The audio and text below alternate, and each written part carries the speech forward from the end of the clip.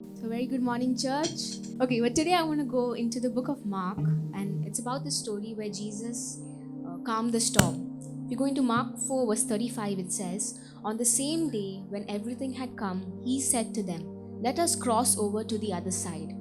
Now, when they had left the multitude, they took him along in the boat as he was, and the other little boats were also with him.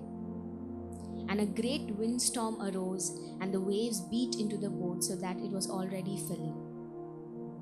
But he was in the stern, asleep on a pillow."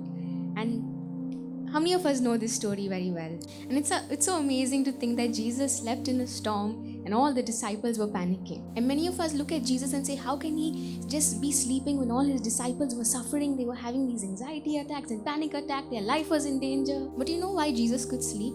Because he knew nothing would happen. He knew that they would cross over. You know why? Because he said it. If you go in verse 35, let us cross over to the other side.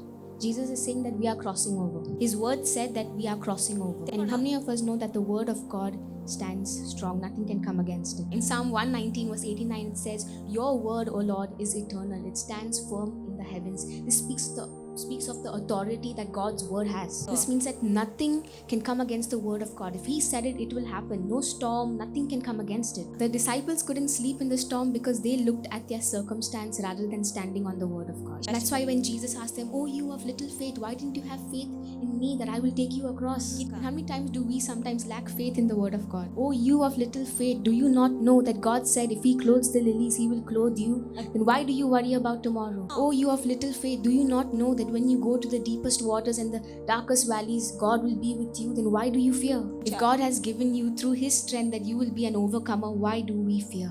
Many Christians, we are not living according to the word of God, but we are living according to what circumstances are telling us, and we are becoming fearful. We are becoming quiet. We are doubting the word of God, and we're becoming so fearful that our circumstances will consume us. I don't know about you, but I can be a very fearful person. Tomorrow's my exam. I haven't slept properly for the past week. I'm losing sleep because my mind is not stopping. But that's when I have to remind myself, don't look at the obstacle, don't look at the storm, don't look at the circumstance. God has told me that he will not leave me and not forsake me, so I can stand strong. God has said that through my weakness he will be my strength. I can stand strong. It is when we choose to stand on the power of God's word, on God's unfailing word, that is when we can find true rest. So I want to encourage you. Maybe your circumstances are saying that what God has promised over your life is not going to happen, but don't listen to it. Stand on the word of God, because there's no storm, there's no power, there's no plan of the enemy, no circumstance can stop the work of God that he has for you, because we serve a God who has power over everything. Amen.